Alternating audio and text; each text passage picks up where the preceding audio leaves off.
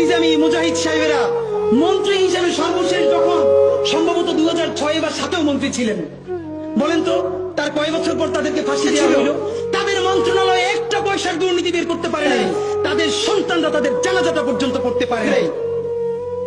প্রথম আলোর প্যারালাল কাছাকাছি একটা পত্রিকা কি আমরা দাঁড় করাইতে পারছি? হবে। আমাদের অনেকগুলো প্রতিষ্ঠান লাগবে, আমাদের আর্থিক যোগ্যতা অর্জন করতে হবে। ইনসাফ যদি রাষ্ট্রে কায়েম হয়ে যায় তাহলে 80% ইসলাম তো এমনিতেই কায়েম হয়ে যায়। বাংলাদেশের ইসলাম এবং মুসলমানকে বাঁচাইতে হইলে আমাদেরকে তুমুল যোগ্যতা অর্জন করতে হবে। এই চট্টগ্রামের সন্তান হাবিলদার রজম আলীর নাম কেউ বলে না, ইতিহাস থেকে নাই করে দিয়েছে। আপনারা তার নাম শুনেছেন? সিপাহী বিপ্লবে যদি দুইটা নাম থাকে, এর একটা মঙ্গল পান্ডে আর একটা হাবিলদার রজম আলী, ইতিহাস পড়িও না, নতুন করে তৈরিও করি না, পাবলিকেশনও বানাই না, শুধু রাস্তা কাঁপাই দিলে হবে না ভাই। হাবিলদার রজব আলী এই ব্রিটিশদের বিরুদ্ধে পার্বত্য অঞ্চলে যুদ্ধ করতে করতে পার্বত্য চট্টগ্রামের ঘোড়া নিয়ে ঢুকে গেছে।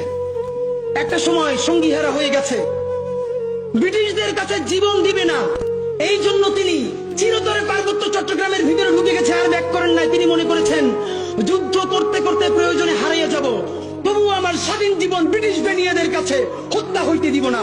সেই হাবিলদার রজব আলী